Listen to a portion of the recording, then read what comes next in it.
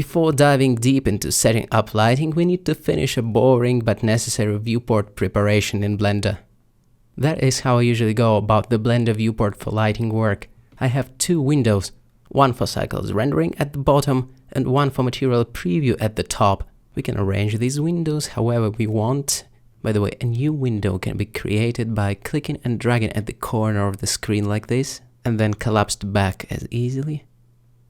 We can think of the material preview window as our working space, our secondary monitor with some generic HDRI environment lighting preset.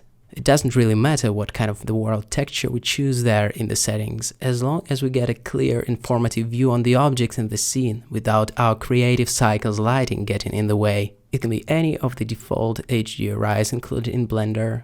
The rotation of the environment and the overall strength of this generic lighting preset can be tweaked there as well. This isn't our lighting setup, it's just meant to be informative as our secondary monitor. So I think I'll just go with this second HDRI called CarTR.EXR. Well, technically there is an option in there to enable the scene lights as well as the scene world to make this viewport correspond better with our rendered view.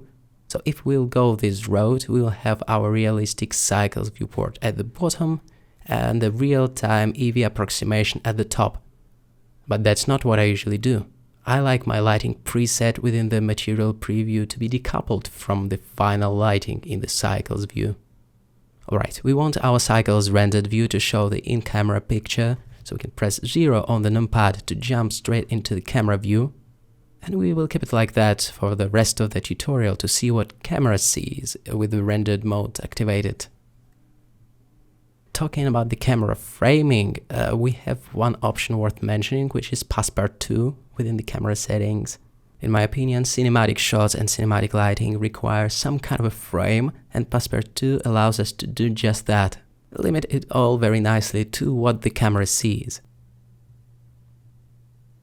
Jumping into the render settings, our render engine of choice should be obviously Cycles in there, with the GPU compute selected as the render device. So basically that's how we roll, that's our user interface for lighting work. The interactive Cycles view at the bottom showing us the final result with all the lighting calculations in place, which runs reasonably fast to be able to see all the updates, not in the real-time manner, but close to that. And at the top we have a good old preview of our scene without lighting, let's put it like that. One more thing worth mentioning is the Show Overlays button, which hides the user interface in the rendered view. The UI elements can get super intrusive, especially if there is a lot of stuff going on in the viewport, so it's good to know about the existence of this button. And finally, if you see any errors related to GPU rendering, it's worth checking the Blender Preferences, the System tab, and check if your video card is displayed there. I have NVIDIA GeForce RTX 2080 with the optics selected as the render device, so the GPU compute option is active for me, just like it should. I don't think we'll need this temporary light source. Is that everything that we need to check? Let's see. Right, to make the viewport slightly faster, I usually limit the amount of diffuse and glossy bounces to 2. That is quite a minor adjustment though. And as a matter of my personal superstition, I usually bring up the amount of the indirect light clamping, all the way to 30 or 50. You know, I'm so afraid of losing some precious light interactions. Then Ctrl B defines the render border. We can use it to draw the rectangle around the camera view to constrain the rendering only to that area. And going over to the output properties, we will see the render region checkbox appeared. This shouldn't be overlooked because this can really speed up rendering. As a quick note, both the viewport and the render samples have been set to 128. There is also a quite fundamental denoising checkbox worth mentioning.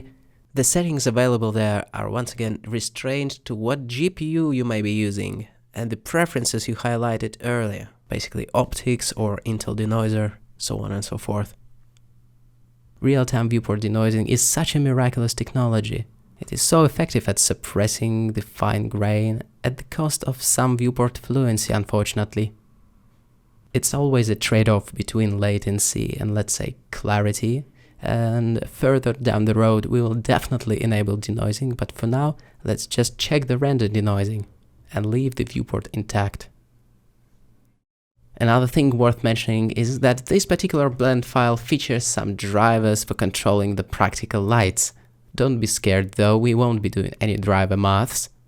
It's just a control located in the practical lights collection. After finding this little thing in the drivers subfolder, we can jump into the object settings, scroll all the way down to custom properties, and there we will find a bunch of controls. The prefix, for example, L_01 defines the light, and then there are 3 properties to tweak for each light: the hue, power, and saturation sliders.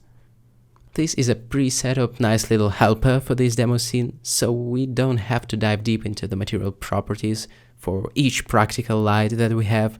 Play with it if you want, but don't bother with it right now. We will need this for the practical lights section further down the road. When we said that this lighting setup will be cinematic, we were serious about it, you see? We have even got some practicals ready. For now, I'm gonna zero out the power for each light, which will effectively turn them all off. So 0, 0.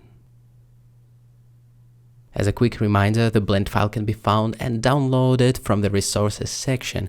If you cannot find it for any reason, feel free to drop me a line, or feel free to join the students chat on our Creative Shrimp Discord channel and ask any question basically, or help other students with it.